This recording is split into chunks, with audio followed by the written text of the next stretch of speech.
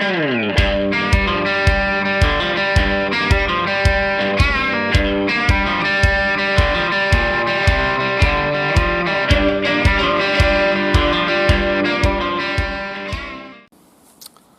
morning and welcome back, or welcome to the channel, whichever the case may be. In today's video I'm going to be discussing the survival kit, the pocket survival kit. Now, I did two videos last year on survival kits. I did a review of the BCB combat survival kit. Didn't think much of it, but you can watch that. I also dug up an old survival kit which I'd made many years ago, and I looked at that in another video, and I did promise that I would look into survival kits and make a definitive video and a definitive kit of what I think would actually work. Now, I made this kit up a while back and I haven't actually opened it up for a couple of months. Now, I'm looking at this through the eyes of somebody who's reasonably good at lighting fires and has done this stuff for years. This is not the kit for somebody who's just starting out and hasn't got much skill. If you're gonna be that kind of person, well, I suggest you carry a large rucksack or go camping in a camper van. Right. Now, I have a couple of other items which I wanted to include in this kit which didn't fit. I've also got one item which I've been meaning to test out for quite a while but haven't got around to it, and I'm going to do that today. Tell you what it is. It's a toaster bag. Now, I'm wondering if I can boil water in a toaster bag over an open fire, or to the side of an open fire, whichever the case may be. I haven't tried this before, so I don't even know if it's going to work. But this is going to happen in this video. I've also got one of these water bags, and this is from Tortoise Gear. And when I was doing my homework on water carrying and purification for the kit, I stumbled across these and I bought some. I'll discuss it later. Unfortunately, it won't fit in the tin either. Well, first things first, fire. The most important thing in a survival situation, in my opinion, is the ability to create fire. Several items in here. Let's have a look.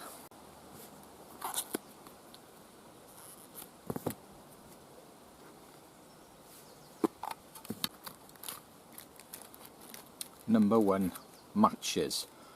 A mixture of large store matches and large kitchen matches.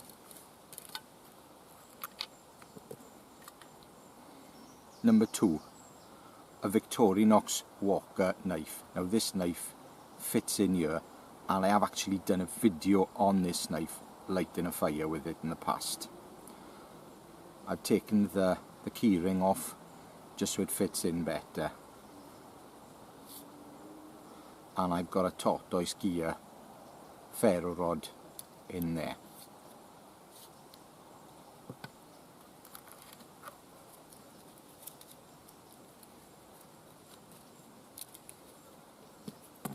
I also have this stuff. Now, this is fire lighting paper basically, and I first saw this with Zachary Fowler, Won Alone Season 3, and he regularly uses this stuff. He keeps it in his wallet and he uses his wazoo necklace to light it, so it obviously lights pretty easily with a spark. Now, the ferro rod in here is a small one, and unless your tinder is really good, it's difficult to light. Now, this stuff will light just great. You've got to tease it up a bit and it's perfect.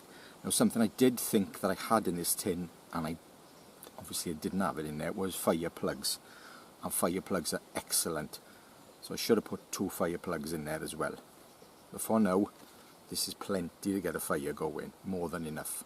Perfect conditions today. Hasn't rained properly in about a fortnight. It's bone dry, so fire lighting today will be easy. I say that now, perhaps it won't be. I also have a Fresna Lens. Now I can't light a fire in here with a Fresna Lens, especially not at 9:05 in the morning with no sun coming through. But if you're outside, something that'll last for a very long time is a Fresna Lens, and always keep it in the plastic film so it doesn't scratch it. So that works. Got a video on that too. Right, I only need one of these, and the plan will be to light it up, light my kindling, and then blow it out and keep it. Don't use all of that. Matches are pretty self-explanatory. I'm not going to light the fire with a match, I'm going to use this.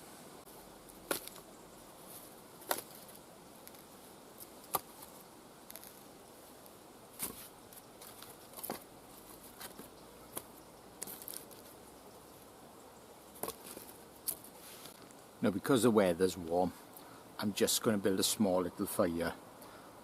I put the rocks down with the channel for a bit of air, and I'll fill the channel up with some easily broken timbers. The saw is more for crafting, you know, smash the timbers up. I just hit them on the floor and they broke.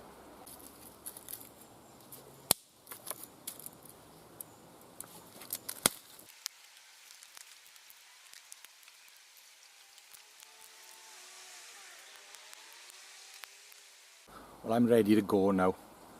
I've built my fire up and I've done something a little bit different at the back of the fire.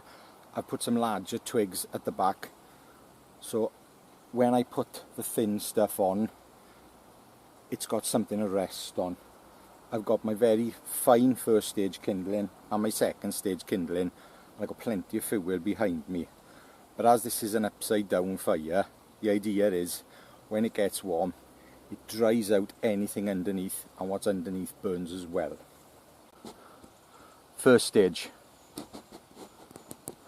second stage, obviously fire, and I'm going to do my igniting here.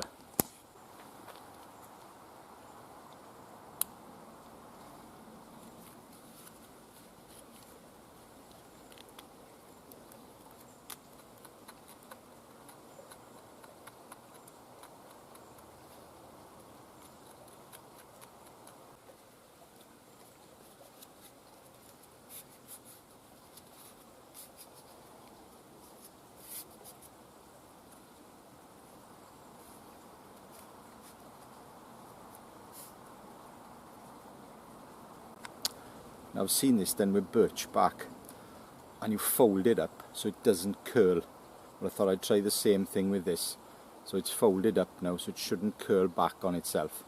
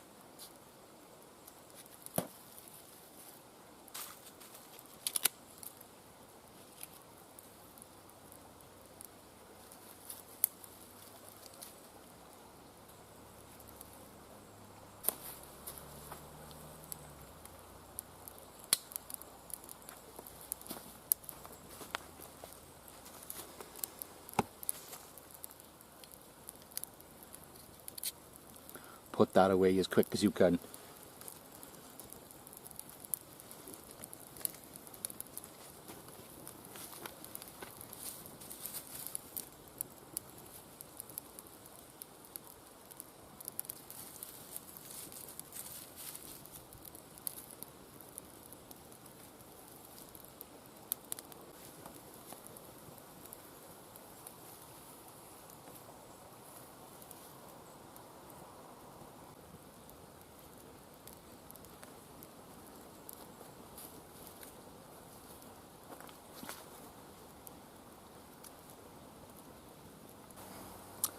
Well, that's a bit of successful fire lighting with the gear that's in the kit. If the weather was really bad, you would have to use more of that tinder, but I think if the weather was really bad, I'd use the rubber bands that are around the tin, or ideally with that tin I'd probably put a couple of feet of 1-inch duct tape around it, because duct tape's great. I didn't put the duct tape on now because I wanted to open the tin back and forth, and it's a bit of a pain. But if I was doing the kit to stay in there for a long time, there'd definitely be a lot of duct tape around it, and duct tape burns well. Fire's burning well. I probably burnt a bit too much of that tinder card. Went up a bit quick. Perhaps I should have cut the piece off. Live and learn. But it's lit. That's the main thing. And I'd like to thank my pal Pete next for giving me that tinder. He gave it to me in the Great Outdoor Show last year after watching the survival kit video. So thank you, Pete. Most appreciated. Next thing I'm going to talk about is water. But I need to hydrate first with a cup of tea.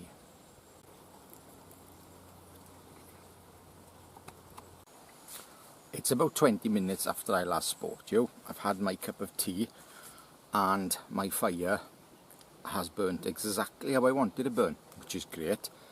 The wood I've used today is bone dry rotten beech, and it's burned really hot.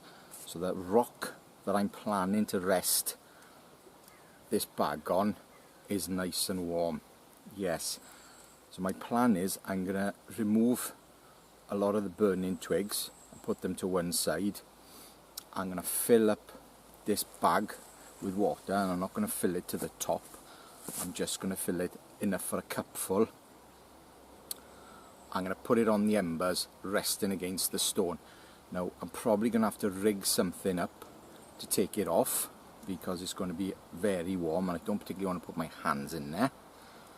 And obviously if you're in a survivor situation, you may not have a pair of heat-proof gloves. I've got a pair, but I'm not going to use them. Right.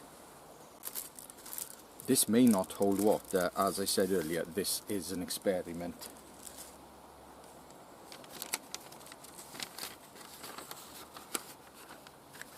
I'm only going to get a cupful in here, if that. But a nice warming drink in the cold weather is definitely a plus. I'm going to digress a little bit now, because we're in the middle of a heat wave here in the UK, and they've been giving advice on the news, and one so-called expert advised that drinking warm drinks in cold weather will cool you down because it'll make you perspire.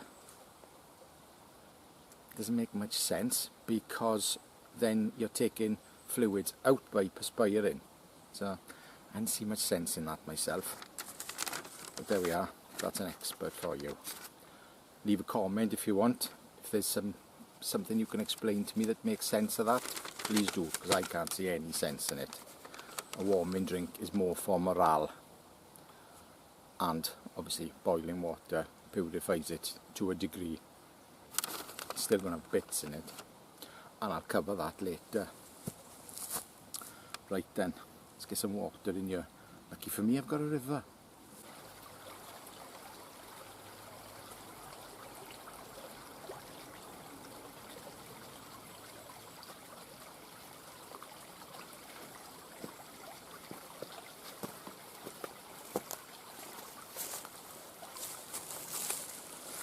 filled the bag pointing downstream, not upstream, because upstream sends the bits into it.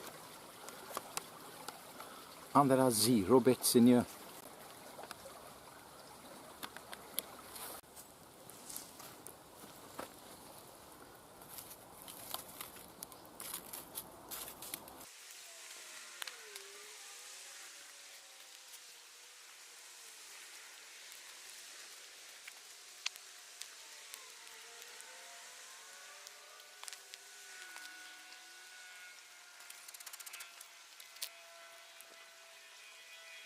Should have made a pair of tongs.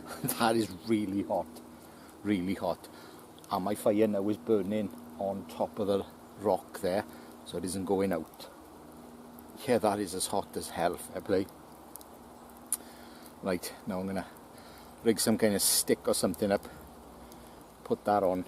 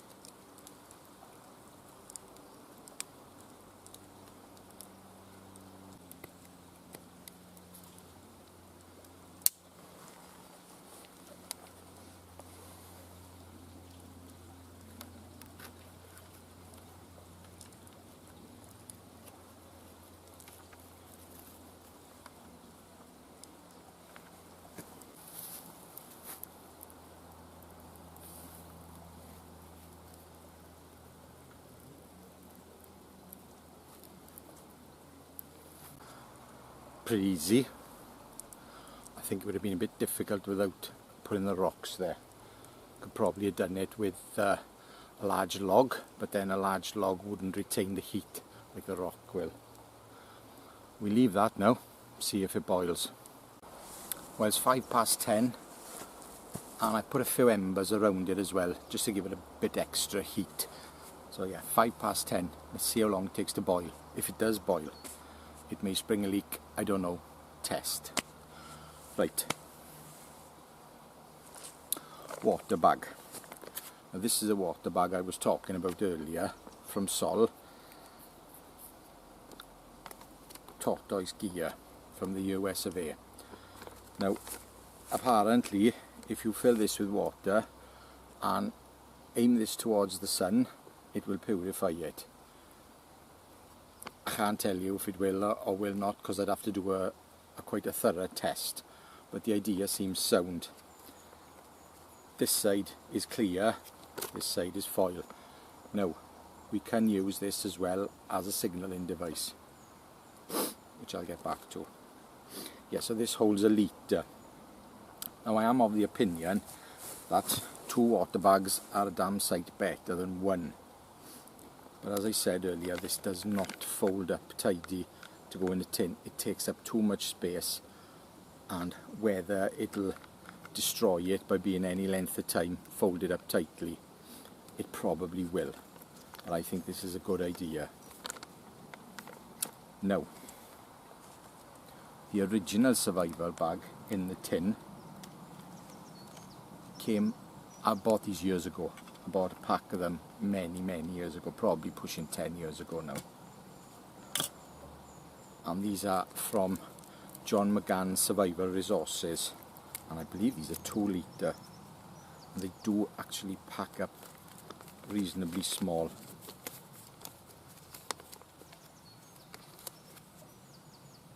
Now, I have used one of these in the past to transport water, and it held just fine. Fly.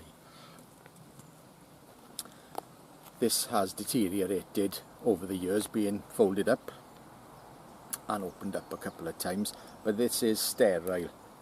There's markings there to rip it off before you use it, and a fill line, so I think it's, don't fill it any more than that or it'll tip over, because it's got that at the bottom. So that is the original bag from my survival kit.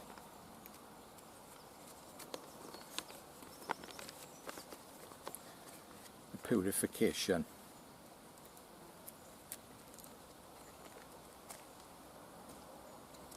Good old purification tablets. Oh, expires the 1st 2016. Well, we won't worry about that.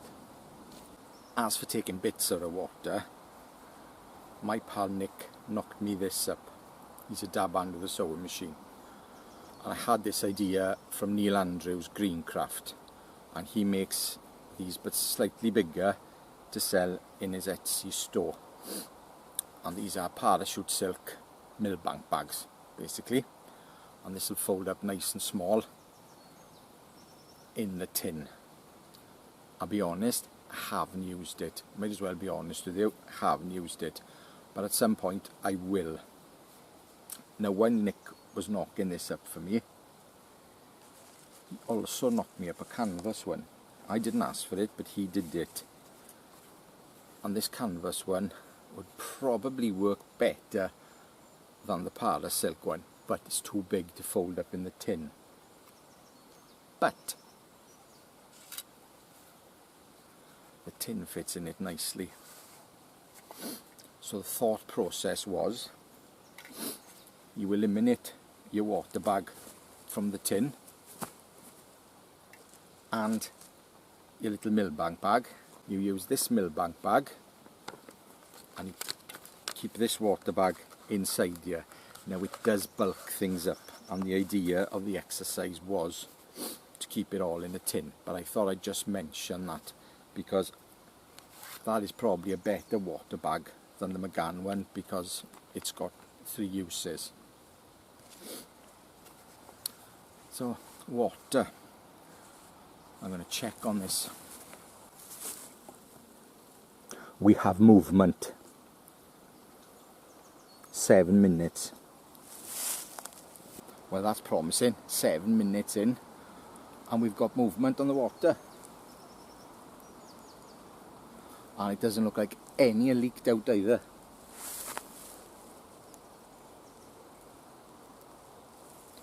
I reckon give that another minute or 2 and it'll have boiled. What I'll do in that minute or 2 is go and look to see if I can find something for tea. There's bound to be some nettles around here. I'll go and look. No nettles in the surrounding area, but I've come back to a rolling boil.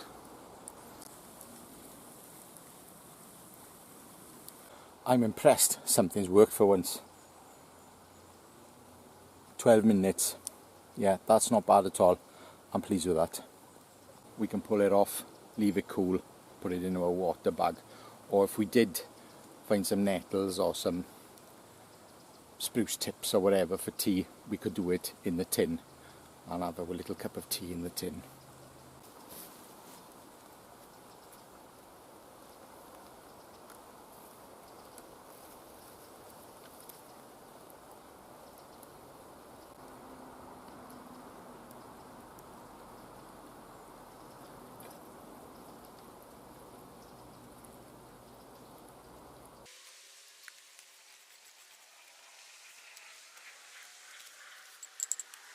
No point wasting heat and water. Have another cup of tea. Well, I think that's fire and water covered. Let's talk about the tool. Not a lot I can really say about these. They're just excellent. I think I mentioned earlier that I've got a video of myself lighting a fire with one of these on the Firefly. It is possible to make a feather stick with one of these and light it with a Firefly, but I would certainly practice it first, because these are very easy to snap, and you do need to use that edge, not the large flat edge. Trust me, because I've snapped one. The saws on these Victorinox knives are just very impressive. Well, I've just used it, and the spine, excellent for scraping tinders, very good for scraping anything you want. So, got a nice piece of dry wood, the right kind of wood, you can make scrapings, light it with a ferro rod, that works fine. And if you're lucky enough to find some fat wood, piece of cake.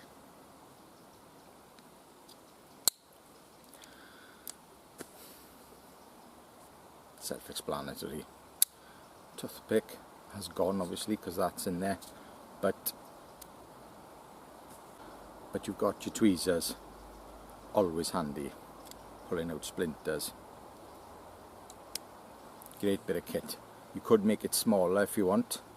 You could always take the scales off, but I don't see much point in that. Yeah, cracking little knife, and they're not very expensive, and they work. And what else have I got? Now, a lot of people are always interested with the procurement of food. Food in a short-term survival situation is not needed.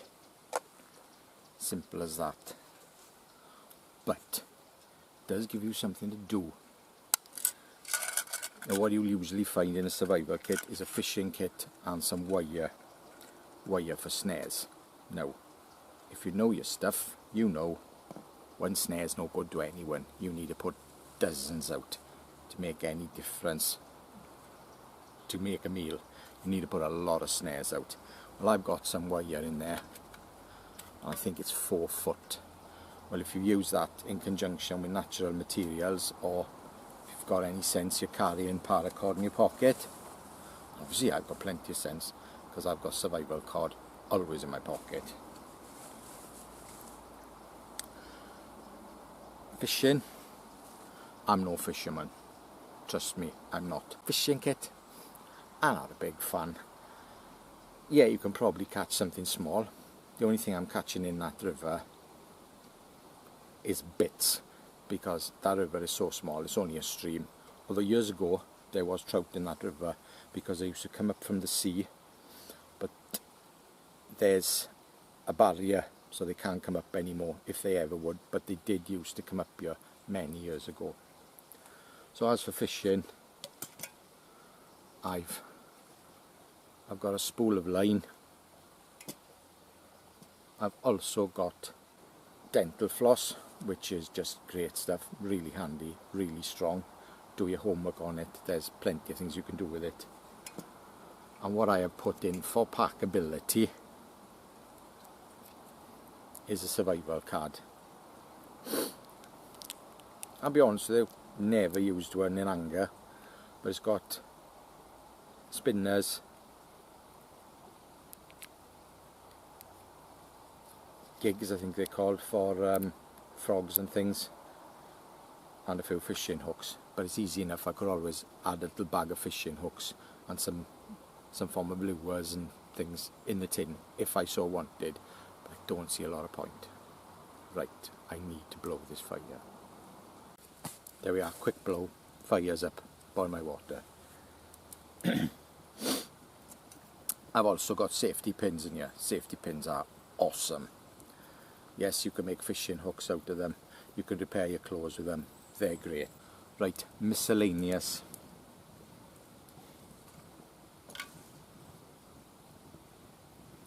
I have an MOD brass button compass. Self-explanatory. It's a compass. It shows you north and south. And I almost lost it when it fell off my bag earlier. So that's the only problem. They are small and you can't see them. So maybe a bit of orange paint or a bit of orange tape on it so it's easier to see. What you could actually do is put a piece of tape on it with a tab, and then you could hang it around your neck.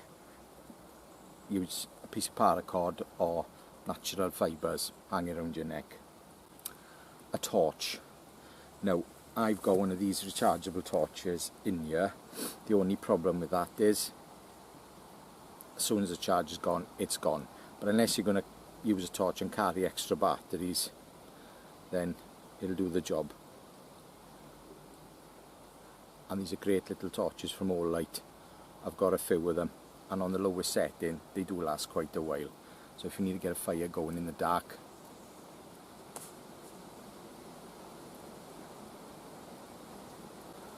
a couple of Ranger bands to hold the tin shut.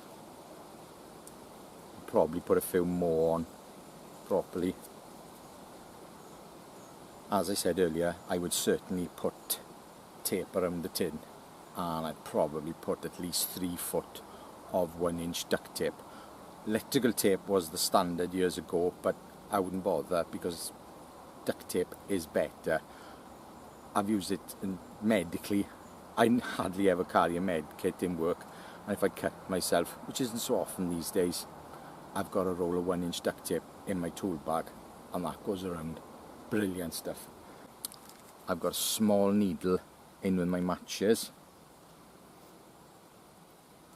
and I've also got a large needle. Use with that. I got a whistle. Now if you watched one of my previous videos where I went for a walk up this river, I won't bore you with it, but I do talk about whistles, and I never thought that a whistle was particularly important in a survival kit. Yes, when I used to do a lot of mountain walking, I used to carry one around my neck with my compass. Don't do much of that these days, but yes, a whistle, very important. Watch that video. I think it's called A Stroll Up the River, and I explain why in that. Back to the sol bag, heliograph.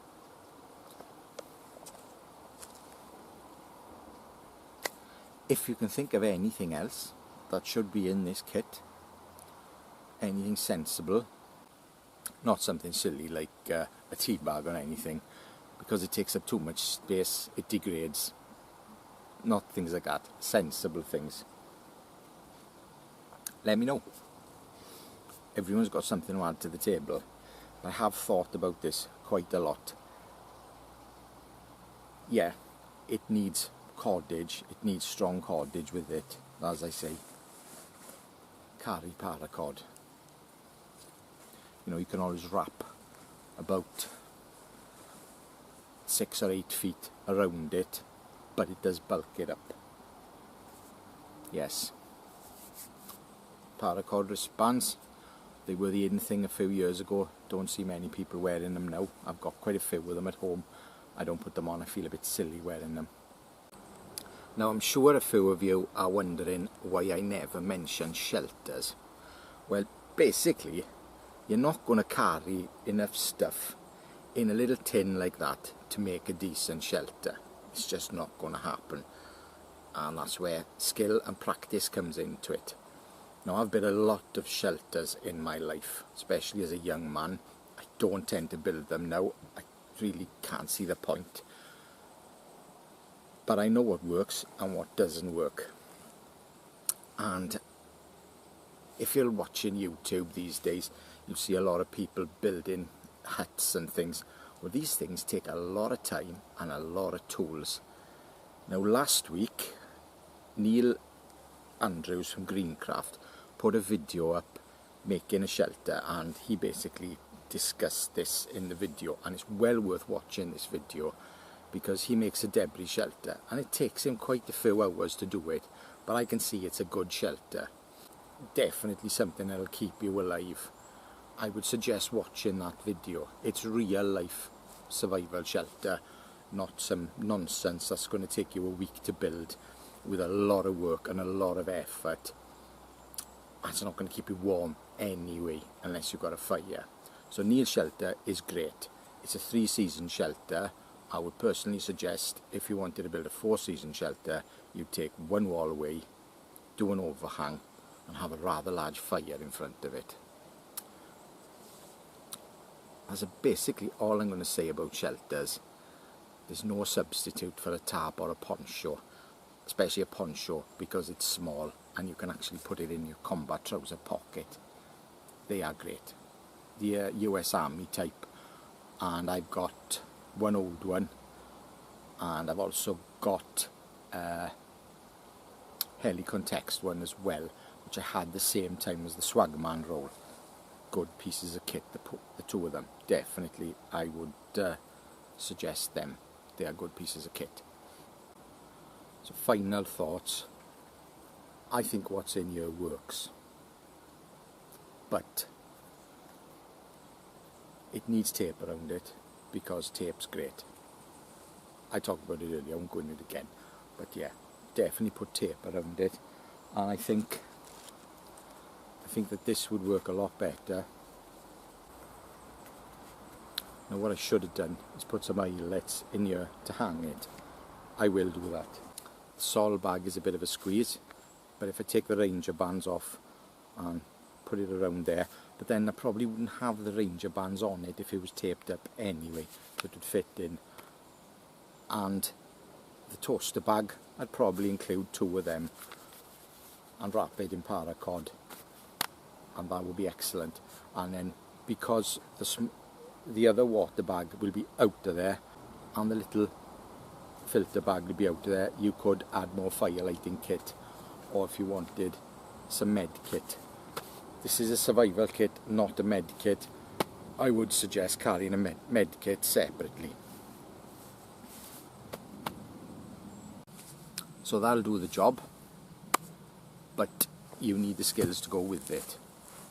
That's just my opinion, especially fire lighting skills and some rudimentary carving skills just to make things. There's no wire saw in there because they're crap. The little Victorinox knife, the saw on that is far better than any wire saw. And people saying, oh, use your wire saw for a snare. Forget it. What you going to snare? Wild boar? It's just not going to happen. So there's no wire saw in there. I haven't bothered putting any scalpels in there. Well, I could put a scalpel in there for skinning, but the knife will do that job. There is no substitute for a big ferro rod. Some tried and tested tinder. Good solid knife. And a decent folding saw. That's the kit. Thank you very much for watching. I appreciate your comments, I appreciate your views, and I would really appreciate some comments and views on this video, because this is a subject where everybody's going to differ. So keep them comments coming. I look forward to reading them. One other little thing, there's a channel on YouTube called Smooth Get Fixed, and the main chap on that, his name is Julius, and Julius puts himself in some really crappy situations, and I can tell he's not lying. He's not one of these bullshit artists. The guy actually does what he says he's doing, and he puts himself through, well, unpleasant experiences, wet, cold, for your entertainment and your knowledge. And I do suggest, if you're thinking about shelters and overnight with just a very small amount of kit, watch him first. Yes, Julius is well worth watching. Smooth Get Fixed. I would watch him. Right, now I'm going. So thanks for watching. I appreciate your comments, I appreciate your views, and I certainly appreciate a thumbs up. Till the next time, ta-ra.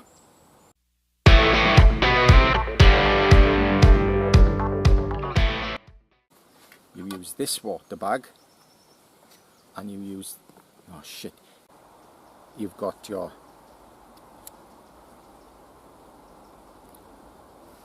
can't remember what it's called now. No Point Heat. Funny thing is, I'm going fishing tomorrow, and that's sea fishing where you need a lot of line and a fishing rod basically, unless you're going to leave dead lines out, but I'm only going for the evening, so I won't be. And